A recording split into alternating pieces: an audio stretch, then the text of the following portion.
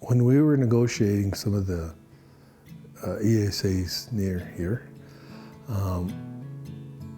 we were, they came back with a number, and then we felt it was too low because we wanted to include language instructors, language resources, more cultural events, more elders in the school. So we added that number in, which raised the amount of funding available. And then we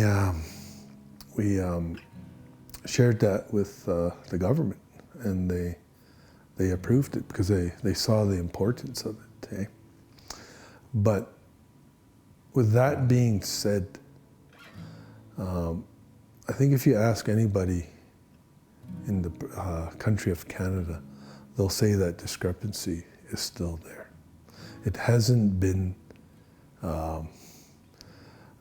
hasn't gotten to a point where the funding is equal. We are still underfunded on our First Nations communities.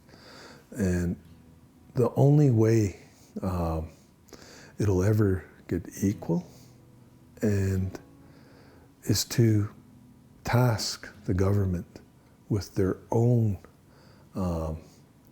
initiatives they've put in place. Like you've mentioned calls to action.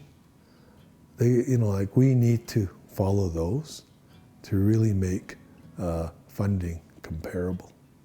And it's a lot harder for First Nations communities because, for example, a provincial school board, when they're working with that, they're dealing with the province, all right? So if I want to try and increase funding, I have to deal with a provincial region, and then they have to contact the head office to get a decision. So there's a lot of red tape we have to go through, and very often we're always, to get an answer, sometimes it takes over a year.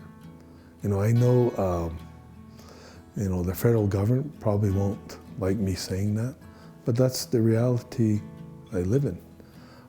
If I want a decision to be made, that decision is going to be a yes or no from a person that's based in Ottawa, not in Alberta.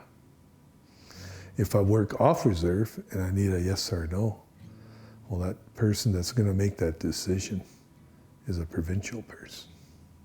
That's the difference. Went back to the ESA,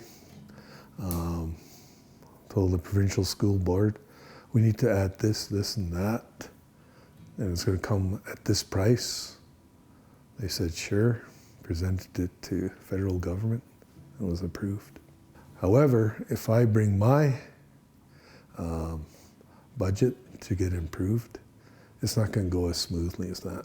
It's a little bit more difficult for us, which is unfortunate, but that's the reality we live in.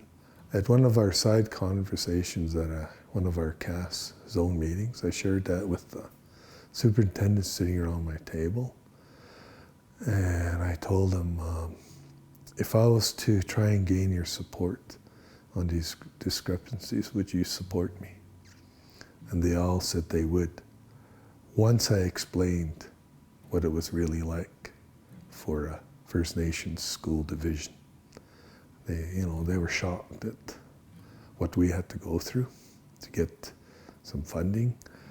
And they said, they're in agreement that it shouldn't be like that. All students in Alberta should be treated equally. It's going to take time, As you could see when you walked into our office, we don't have a very large head office. I certainly don't have any lawyers in-house here. So it's going to take time. We're going to deal with each one on an individual basis because we want to make sure that all those students are getting the best for the funding they're receiving.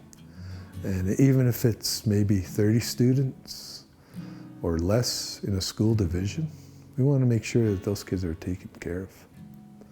and that the school divisions understand that these kids are very important, and they're, you know, like they're individuals, but they're in part of their school systems, but they're just as important as anybody else.